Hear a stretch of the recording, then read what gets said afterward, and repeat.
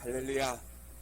한 주간도 믿음 가운데 승리하시고 오늘도 주의 전에 올라와 예배하는 우리 사랑하는 성도들에게 하나님의 충만한 은혜가 함께하기를 주의 이름으로 간절히 소망합니다. 코로나가 너무나 많이 늘어나서 걱정도 되지만 또 한편으로 내일부터는 코로나에 걸려도 학교 등교해도 되고 다 된다고 하니까 어떤 게 맞는 말인지는 몰라도 하나님의 은혜 가운데 이제 곧 이것도 끝나지고 우리가 기쁨으로 또 예배할 수 있는 그러한 시간, 함께 교제도 나누고 식사도 할 수 있는 시간이 곧 다가오리라고 생각합니다. 아마 일주일을 보내면서 여러 가지로 많이 생각하고 또 특별히 지난주부터 시작했던 사순절을 보내면서 우리가 어떻게 하면 과연 하나님을 잘 섬기고 이웃을 섬길 수 있는 그러한 삶을 살 수 있을까? 우리가 지난주에 우리가 함께 말씀을 나눴듯이 오늘은 사순절 두 번째 주일로, 그럼 우리가 과연 사순절 기간에 어떠한 삶의 모습을 가지고 하나님 앞에 드려야 될까를 우리 함께 고민하면서 은혜를 나누고자 합니다. 그래서 오늘 우리에게 주시는 말씀은 갈라디아서 5장 22절로 23절 말씀, 베드로후서 1장 5절로 7절의 말씀을 가지고 절제라는 제목을 가지고 말씀을 전할 때 저와 여러분이 다시 한번 우리의 삶을 돌아보고 그 삶 속에 하나님이 기뻐하시는 삶을 살아갈 수 있는 그러한 믿음의 성도들이 되어지기를 주의 이름으로 축복합니다. 21세기 시대 정신을 우리가 늘 이야기하면서 경건이나 절제가 라는 말을 하면 뭔가 잘 어울리지 않는 것 같아요. 21세기 시대 정신에 비해서 경건은 되게 많이 보수적인 것 같고요. 절제해야 된다라는 말은 시대착오적인 그러한 단어인 것처럼 우리가 생각하게 되어져요. 그럼에도 불구하고 우리가 왜 이 시대에 더욱더 경건을 강조해야 되냐면 많은 사람이 자기의 유익이나 쾌락을 위해서 살아가려는 경향이 너무나 많이 나타내기 때문이라는 거예요. 이와 대조적으로 경건함이라는 것은 육신의 정욕이나 이생의 자랑이나 안목의 정욕 같은 것을 다 하나님의 나라를 위해서 포기하고 살아가는 것, 그것이 바로 경건의 삶이기 때문에 우리가 더욱더 중요하다는 거예요. 또 우리가 왜 절제에 대해서 이야기하는가 하고 생각해 보면 우리가 살고 있는 이 시대가요, 소비 문화가 너무나 많이 발달되어 있는 시대예요. 소비 문화 속에서 우리가 필연적으로 살아가게 되어지고 그런 소비를 통해서 남에게 인정받는 그런 시대였어요. 그래서 루이비통을 들어야지만이 인정받고요, 좋은 차를 사야지만이 저 사람이 잘 사는구나, 좋은 아파트에 살아야지만이 저 사람이 뭔가 이룬 사람이구나 라고 그렇게 평가되는 시대가 지금의 시대라는 거예요. 그러한 21세의 시대적인 그러한 정신들을 바라보면서 절제가 이 시대에 믿음을 갖고 살아가는 사람들에게 얼마나 중요한 덕목이 되어지는가를 우리는 반드시 생각해야 된다는 거예요. 이러한 절제에 대한 삶의 귀감이 되었던 한 여인이 있습니다. 그분은 보름마다 며느리에게 가계부를 가지고 오라고 가계부를 점검했어요. 콩나물이나 두부를 얼마나 샀는지를 늘 확인해 봤어요. 결혼 예식복을 50년 동안 그는 늘 입고 살았어요. 손자들의 속옷을 기워주는 것이 자기의 삶의 유일한 기쁨이었어요. 그분의 마지막 유언은 나를 위해서 꽃을 장식하지 말고 $1를 황금같이 아끼고 살아가라 라고 이야기했어요. 평생에 세수한 물로 머리를 감고요, 머리 감은 물로 세탁을 하고요, 세탁한 물을 가지고 걸레를 빨고요, 걸레빤 물을 화단해 주는 그러한 검소한 절제와 청빈의 삶을 살았던 여인이 있어요. 그분의 이름이 프란체스카예요. 아시죠? 누군지. 저기 이화장이라고 혹시 가보셨는지 모르겠어요. 우리나라 초대 대통령이었던 이승만 대통령의 부인이에요. 우리나라 사람도 아니었음에도 불구하고 청빈의 삶을 살고 절제의 삶을 살았던 그러한 분이 바로 프란체스카 여사예요. 우리가 풍요로운 삶을 살아갈 적에 늘 잊어버리는 것 중에 하나가 무엇이냐면 절제함을 잊어버린다는 거예요. 사순절 두 번째 주일을 맞이해서 우리가 이 절제한 삶이 어떠한 것인지를 우리가 생각하면서 믿음 안에서 하나님이 원하시는 그러한 절제의 삶을 살아갈 수 있는 그러한 저와 여러분들이 되어지기를 주의 이름으로 축복합니다. 초기 기독교의 정통에는 사순절 기간 동안에 엄격한 절제의 생활을 했어요. 절제를 통해서 그리스도의 고난에 동참하는 방법이 무엇이냐면 금식하는 거였어요. 금식하는 거. 그래서 사순절 동안에는 식사가요, 하루에 한 끼밖에 식사를 안 해요. 저녁이 되기 전에 한 끼 식사를 하고, 그 사순절 기간 동안에는 육류도 먹지 않고 생선도 먹지 않고 우유나 달걀로 만든 음식도 먹지 않았어요. 특별히 그 시간에는 오락이나 연극이나 세상적인 즐거움을 다 금했어요. 화려한 옷도 입지 않고요. 그 대신에 예배드리는 일과 기도하는 일에 열심을 다했던 것이 초기 기독교인들이 사순절을 지키는 그러한 모습이었어요. 여러분은 어떻게 사순절을 보내고 계십니까? 응? 똑같이 전혀 변함없는 그러한 삶을 우리가 살고 있지 않냐고요. 이 절제라는 말의 사전적인 의미가 무엇이냐면 알맞게 조절하는 것이라는 뜻이에요. 윤리적인 의미에서 이 절제는 방종하지 않고 감성적인 욕구를 이성으로 통제하는 것이 절제다라고 이야기합니다. 기독교적인 의미에서 절제는 하나님을 두려워하고 그 앞에서 정결하여 우리의 행위를 올바르게 조절하고 하나님 중심으로 그가 기뻐하시는 행위를 하는 것, 그것이 바로 절제다라고 기독교적으로 의미로 절제를 이야기하고 있어요. 한국은 절제 운동에 대해서 엄청나게 여러 가지 일을 했던 것이 바로 한국 기독교의 역사에 기록되어져 있어요. 처음 선교사들이 우리나라에 와서 복음을 전할 때 한국의 경제적인 궁핍이 얼마나 심했는지, 그들의 근검절약을 가리키고자 가장 먼저 했던 일이 무엇이냐면 그들 가운데 잘못되고 소비적인 문화를 다 끊어버려야 된다라고 이야기하고, 도박도 금하고 술 마시는 것, 담배 피우는 것도 다 금하게 되었어요. 또한 그뿐만 아니라 한국 기독교를 통해서 여자 절제회라는 걸 만들어 우리가 함께 무언가를 조심하고 절제하는 그러한 삶을 살아야 된다라는 운동을 했던 것이 한국 기독교의 모습이었어요. 우리가 요즘 너무나 풍요로운 삶을 살다 보니까 내가 어떤 것을 절제한다는 사실에 대해서 별로 간과하고 지나갈 때가 너무나 많이 있다는 거예요. 사랑하는 성도 여러분, 절제는 자신을 하나님 앞에 온전하게 그리고 썩지 않게 보존하는 그러한 사랑이다 라고 어떤 분이 얘기했어요. 절제라는 것은요, 하나님 앞에서요 온전하고 썩지 않게 하나님을 향한 사랑을 나타내는 것이 바로 절제라는 거예요. 육체적인 욕심, 육체적인 기쁨을 다 내려놓고 오직 그리스도 안에서 하나님이 원하시는 삶을 살아가는 것, 그것이 절제의 근본적인 모습이라는 거예요. 사랑하는 성도 여러분, 사순절을 맞이해서 우리가 절제가 주는 성경적인 의미가 무엇인지를 우리가 함께 생각하고 그리스도의 고난에 동참하는 그러한 경건한 그리스도인들이 되어지기를 주의 이름으로 축복합니다. 먼저 절제는 인간적인 덕목이라는 거예요. 그리스도인이기 전에 모든 인간에게 요구되는 그러한 덕목이 바로 절제라는 거예요. 헬라 사람들은 사람들이 지켜야 될 4대 덕목이 있다라고 이야기하면서 첫째가 용기고, 둘째가 지식이고, 셋째가 정의고, 마지막이 절제다. 그래서 4가지의 덕목을 지키고 살아가는 것이 올바른 삶을 살아가는 사람의 모습이다라고 이야기했어요. 그래서 그 당시에 아테네 청년들에게 2가지를 경고했다고 합니다. 하나는 내 자신을 알라는 거고, 둘째는 내 자신을 다스리라는 거예요. 자신을 다스린다는 것이 바로 절제의 미덕을 갖추라는 뜻이라는 거예요. 플라톤은 이야기하기를 이성은 흰 말이고 욕망이나 본능은 검은 말이다. 이성이 지배하는, 이성이 이끄는 그러한 수레를 타고 가면 인생이 결코 무너지지 않지만, 욕망과 본능이 이끄는 검정말을 이끄는 그러한 수레를 타고 가면 무너지고 위태할 수밖에 없는 게 우리의 삶의 모습이다 라고 이야기했어요. 사랑하는 성도 여러분, 우리가 늘 믿음을 가지고 살아갈 때 하나님 안에서 내가 원하는 삶이 무엇인가를 늘 생각해 봐야 돼요.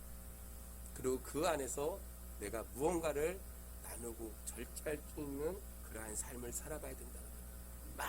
많이 가졌다고 많이 사는 것이 아니고요, 많이 가졌다고 내 멋대로 사는 것이 아니고요, 내가 하나님께서 주신 그것을 늘 감사하고 그 안에서 하나님이 원하시는 방향을 향해서 우리는 한 걸음 한 걸음 나아가야 된다는 거예요. 스토아 학파의 조상이었던 제논이라는 사람에게는 제자가 하나 있었어요. 그때 그 제자가 얼마나 허영심이 심하고 거칠애가 많은지 하루는 제자를 불러서 이렇게 꾸짖습니다. 야, 너는 왜 절제하는 삶을 살지 않고 네 마음대로 허랑방탕하게 살고 있느냐 하고 책망을 했어요. 그때 그 제자가 이렇게 얘기합니다. 그만한 돈을 쓰는 데는요, 제가 갖고 있기에 아무런 무리가 없습니다. 제가 돈을 많이 쓴다고 무엇이 잘못됐습니까? 하고 제논에게 크게 소리를 쳤어요. 그때 제논이 그 제자에게 이렇게 얘기합니다. 소금이 많이 있다고 요리사가 음식을 하면서 소금을 많이 넣는다면 그 음식이 과연 맛이 있겠니? 인생을 살면서 내가 많은 것을 누리고 있다고 그 멋대로 살아가는 거, 그것은 올바른 삶의 모습이 아니다라고 그에게 가르쳤다고 해요. 사랑하는 성도 여러분, 우리에게 주신 그 자유의지를 가지고 우리가 살아갈 때 무엇보다도 중요한 것이 무엇이냐면 없거나 모자라기 때문에 절제하는 것이 아니고요, 많지만 아끼고 삼가는 그러한 삶을 우리는 살아가야 된다는 거예요. 바울이 총독 벨릭스 앞에서 이렇게 강독합니다. 뭐라고 이야기하냐면 사도행전 24장 25절에 바울이 의와 절제와 장차오는 심판을 강론하니 벨릭스가 두려워하여 대답하되 시방은 가라, 내가 틈이 있으면 너를 부리리라 라고 했어요. 여러분, 비록 바울이요 죄수의 몸이었지만 당시의 권력자였던 벨릭스에게 뭐라고 이야기하냐면 의와 절제를 그에게 강의하고 있다는 거예요. 바울이 말세라고 하는 그 시대에 살아갔던 사람들에게 무엇을 이야기했냐면 디모데후서 3장 3절에 보면 무정하며 원통함을 풀지 못하며 참수하며 절제하지 못하며 사나우며 라고 이야기하면서 말세를 살아가는 사람들의 모습을 이렇게 이야기하고 있다는 거예요. 여러분, 요즘 사람들은요 절제하지 못함을 미리 예견했고 아마 그 당시의 사람들도 절제하지 못함을 바울이 책망하면서 무정하며 원통하며 참수하며 절제하지 못하며 사나우며 라고 그들을 책망하고 있다는 거예요. 현대를 살아가면서 우리가 늘 무언가를 절제하고 양보하고 살아가야 됨에도 불구하고 그렇게 살지 못할 때가 너무나 많이 있어요. 운전은 현대인들이 누구나 다 해야 되는 필수적인 삶의 모습이에요. 운전을 하다 보면요 사람의 인격이 나타납니다. 차를 운전하기 전에는 얼마나 얌전한지 몰라요. 언제나 온순한지 몰라요. 운전을 하는 순간부터요 얼마나 공격적으로 사람이 변한다. 대부분의 사람들이 난폭적인 운전은 예사고요, 법규 위반도 말한 것 하지 않아요. 그동안 쌓았던 인격이나 권위 자체도요 차 안에서는 다 무너져 버려요. 그뿐만 아니라 보통 때는 하지 않았던 거칠은 언사도 하는 모습들을 보게 돼요. 자기는 수없이 다른 사람들에게 운전을 방해하면서도 불구하고 다른 사람이 조금만 자기 운전에 방해하면요 얼마나 화를 내는지 몰라요. 경적을 울려대고요, 전조등을 깜빡깜빡하고요, 저돌적으로 진격합니다. 조금 아는 사람은 그나마 조금은 감대해요. 그러나 아예 모르는 사람은요 얼마나 화를 내는지 몰라요. 시비가 붙고요, 싸우기도 하고요, 수많은 일들을 보게 되어져요. 사랑하는 성도 여러분, 우리가 늘 절제라는 것, 양보한다는 것, 그런 것은 우리의 인격의 모습이 되어져야 된다는 것. 우리 일상에서 우리가 늘 무언가 하고 싶다고 다 하는 게 아니고요, 절제할 수 있는 것, 그것이 우리의 삶을 지탱하는 그러한 요인이 되어진다는 것. 잠언 16장 32절에는 자기의 마음을 다스리는 자는 성을 빼앗는 자보다 낫다라고 했어요. 자기 마음을 통제하고 절제하는 사람은요 성을 뺏고 많은 것을 가진 것보다 더욱더 낫다라고 이야기하고 있다는 거예요. 그러므로 우리가 늘 믿음 안에 살아갈 때 그리스도 안에서 우리가 늘 절제할 줄 아는 그러한 삶을 살아가야 돼요. 두 번째로 절제라는 것이 그냥 되는 것이 아니라 성령의 열매다 라고 오늘 갈라디아서 5장에서 우리에게 말씀하고 있어요. 절제는 인간에게 필요한 성품이기는 하지만 우리 스스로가 가질 수 있는 것이 아니고 절제는 곧 성령의 열매라는 거예요. 오늘 우리가 아까 읽었던 갈라디아서 5장 22절로 23절 말씀에 오직 성령의 열매는 사랑과 희락과 화평과 오래 참음과 자비와 양선과 충성과 온유와 절제니 이 같은 것을 금지할 법이 없느니라 라고 했어요. 절제는 그냥 사람의 의지로 되는 것이 아니라 성령의 열매라는 거예요.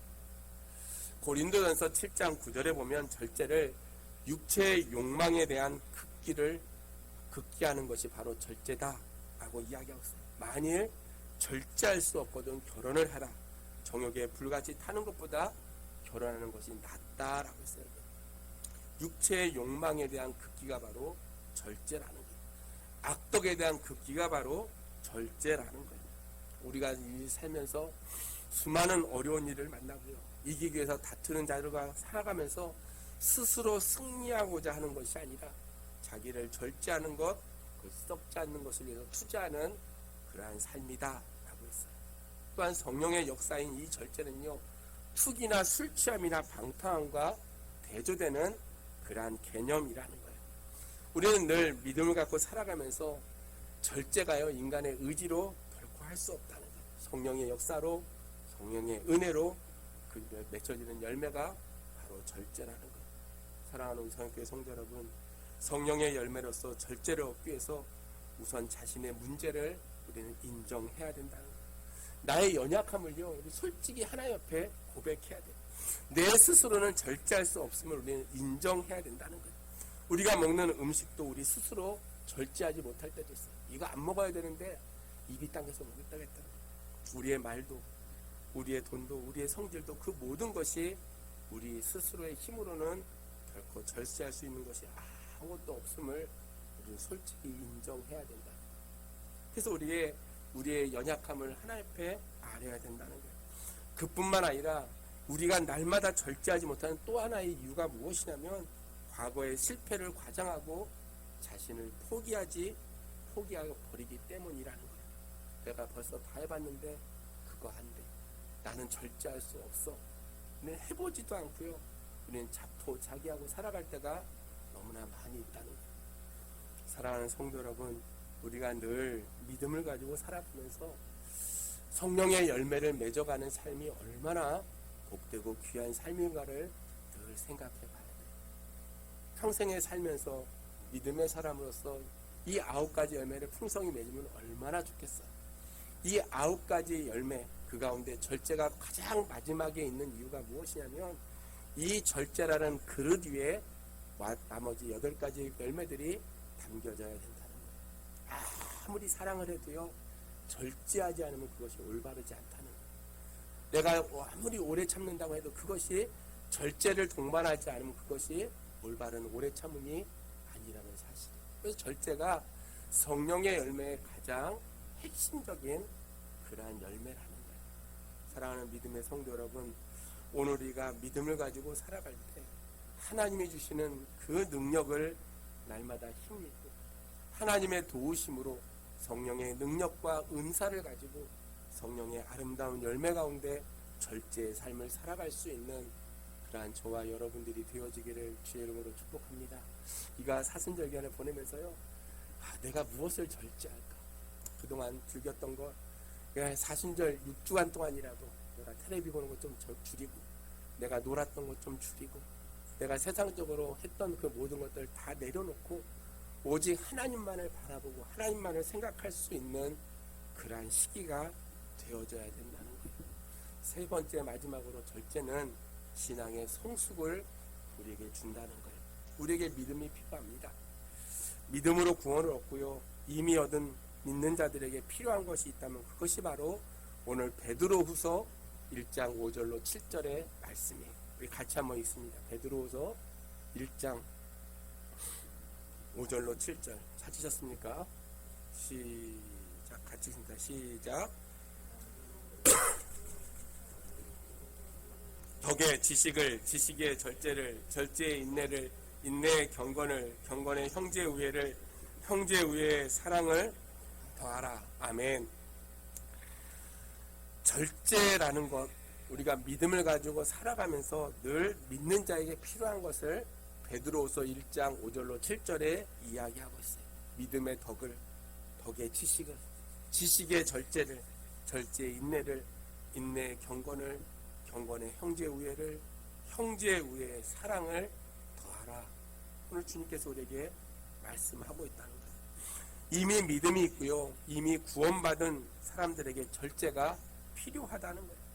믿음이 있는 자에게는 절제가 필요해요.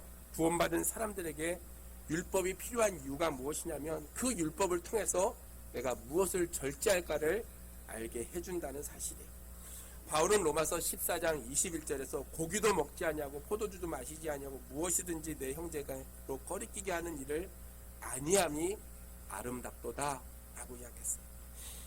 제사의 의제, 제물을 가지고 먹는 것을 보고 시험에 빠진 자들을 바라보면서 그들이 원하는 것, 그들이 어떠한 모습인지를 생각하고 꺼리는 일을 하지 않는 것이 올바른 일이다. 내가 아무리 믿음이 많아도 믿음이 연약한 자가 그것을 보고 시험에 든다면 그것을 하지 않는 것이 올바른 것이다 라고 우리에게 가르쳤다는 거예요. 자신은 얼마든지 괜찮지만 남을 위해서 절제하는 신앙의 인의 모습을 가지고 우리는 살아가야 된다는 거예요. 남을 위해서 자기를 통제하는 것, 그것이 성숙한 신앙인의 모습이라는 거예요.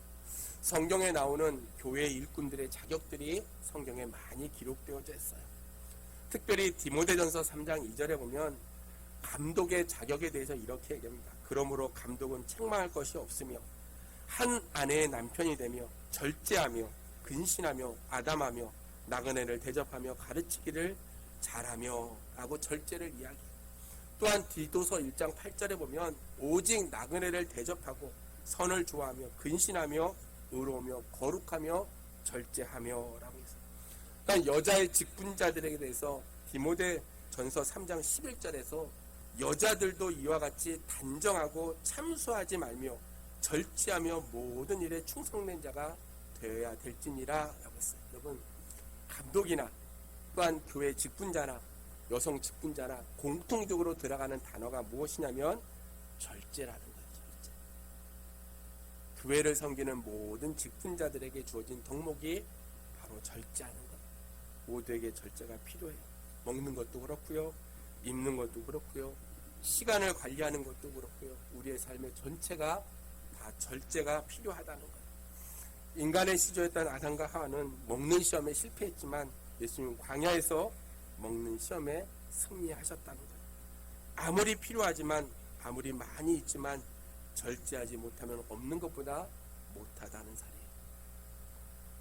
나무에 물이 필요하지만 너무나 많이 주면 그 나무가 죽는 것처럼, 약이 건강을 위해서 필요하지만 너무나 많이 남용하면 해가 되는 것처럼, 하나님이 우리에게 주신 것을 가지고 늘 절제할 때 하나님이 우리를 통해서 역사하시고 그 안에서 풍성한 은혜를 누리게 하신다는 거예요. 사랑하는 믿음의 성도 여러분, 우리가 일생을 살면서 늘 마음속에 가져야 될 그런 삶의 모습이 있다면 하나님 앞에서 겸손한 삶뿐만 아니라 절제할 줄 아는 그러한 삶의 모습을 가져야 된다는 거예요. 오늘 우리가 읽었던 갈라디아서의 말씀이나 베드로후서의 말씀을 생각하면서 과연 내가 예수를 믿고 살아오는 지금 삶의 어강 가운데 얼마나 많이 내가 절제하고 살았을까? 하고 싶은 건 마음대로 하는 것이 아니라 하고 싶은 거 생각해보고 또 곱씹어보고 내 삶을 절제하고 살아갈 때 그 안에 하나님의 놀라운 은혜가 넘치게 되어져 있다는 거예요. 사랑하는 우리 성인교회 성도 여러분, 감성적인 욕구에 끌려 살지 않기를 주의 이름으로 간절히 소망합니다. 우리의 말을 절제해서 우리의 입에서 그리스도의 말씀이 전달되어져야 된다는 거예요. 우리의 음식을 절제해서요, 우리의 몸이 성령이 기뻐하시는 거룩한 전이 되어져야 된다는 거예요. 우리의 의복을 절제해서 우리가 그리스도의 옷을 입고 살아가는 그러한 삶을 살아가야 돼요. 우리의 시간을 절제해서 우리가 남을 도울 수 있는 그러한, 남에게 복음을 전할 수 있는데 우리의 힘을 사용할 줄 아는 그러한 믿음의 성도들이 되어져야 돼요. 그러한 삶을 살아갈 때 하나님께서 우리를 통해 기뻐하시고 우리를 통해서 아름다운 역사를 이루어 가신다는 거예요. 사랑하는 성도 여러분, 사순절 기간 동안 우리가 섬김의 삶을 살아야 돼요. 가난한 자들을 돌아보고 그들을 위해서 같이 가슴 아파해야 돼요. 또한 내 삶을 돌아보고 늘 그리스도 안에서 우리는 절제하며 살아가야 돼요. 하고 싶은 말 다 하고, 하고 싶은 일 다 하고, 하고 싶은 건 내 멋대로 하고 살아가는 것이 아니라 믿음의 성도들이라면 내가 빛과 소금의 직분을 감당할 줄 아는 빛의 자녀의 삶을 살아가는 그러한 성도라면 말하는 것, 행동하는 것 모든 것에서 오직 하나님의 영광이 나타날 수 있도록 그러한 성령의 열매를 주렁주렁 맺어갈 수 있도록 늘 주님과 함께 동행할 수 있는 그러한 저와 여러분들이 되어지기를 주의 이름으로 축복합니다. 이제 말씀을 정리합니다. 사랑하는 성도 여러분, 하나님이 만세전부터 우리를 사랑하시고요, 우리를 자녀 삼아주셨어요. 어떻게 보면 지난 2년간의 코로나의 어려움 속에서도 하나님께서 이 모양 저 모양 지켜주시고 은혜의 은혜를 더하여 주셔서 여기까지 우리가 살아왔음을 기억할 때, 오늘 우리의 삶을 돌아보면서 과연 주님을 위해서 내가 무엇을 포기하고 무엇을 절제하고 내가 주님을 위해서 어떻게 살아가야 될 것인가를 다시 한번 생각해보고 근본 사순절 기간 동안 더욱더 하나님을 뜨겁게 사랑하고 그 사랑 가운데 하나님의 살아계심을 경험하며 믿음 안에 온전함으로 하나님께 영광 돌릴 수 있는 그러한 저와 여러분들이 되어지기를 주의 이름으로 축복합니다. 올 한 해 동안 성령의 9가지 열매를 많이 맺으시고 특별히 절제의 열매를 통해서 하나님이 주시는 그 은혜를 다시 한번 기억하고 감사함으로 승리할 수 있는 저와 여러분들이 되어지기를 주의 이름으로 축복합니다. 기도하겠습니다. 하나님, 은혜를 감사합니다. 오늘도 복된 날을 허락하시고 부족한 종을 통해서 말씀을 증거케 하여 주신 주님, 우리의 삶이 너무나 아버지 하나님 절제하지 못하고 하나님의 뜻을 헤아리지 못하고 내 마음대로 자행자제했던 우리의 연약함을 이 시간 주 앞에 고백합니다. 하나님 용서하여 주시고 오직 하나님의 영광을 위해 살아가는 믿음의 아름다운 자녀들이 될 수 있도록 하나님 역사하여 주시옵소서. 특별히 사순절 기간을 보냅니다. 우리를 위해서 하늘의 보좌를 버리시고 이 땅에 오셔서 십자가의 고난을 담당하셨던 주님의 그 사랑을 기억하며 다시 한번 겸손함으로 하나님을 섬기며 믿음 가운데 나아갈 수 있는 귀한 자녀들이 될 수 있도록 하나님 역사하여 주시옵소서. 코로나의 어려움 가운데 주께서 건강도 지켜주시고 은혜의 은혜를 더하여 주셔서 꾸어질지라도 꾸임받지 않은 귀한 삶이 되게 도와주시고 어느 곳에서든지 하나님의 영광을 나타내는 믿음이 아름다운 자녀들이 될 수 있도록 하나님 축복하여 주시옵소서. 사랑하는 성도를 위해서 특별히 간구합니다. 육신의 연약함으로 고통당하고 있는 사랑하는 성도들도 있사오매 주께서 아버지 육신의 강건함을 허락하시고 저희들이 주 앞에 예배하는 일에 열심을 다하는 귀한 자녀들이 될 수 있도록 하나님 축복하여 주시옵소서. 이제 한동안도 세상에 나가 살 적에 주께서 동행하여 주시고 오직 저희들의 삶을 통해 주님만이 영광 받을 수 있는 복되고 귀한 삶이 될 수 있도록 하나님 역사하여 주시옵소서. 감사를 드렸고 예수님의 이름으로 기도하옵나이다. 아멘.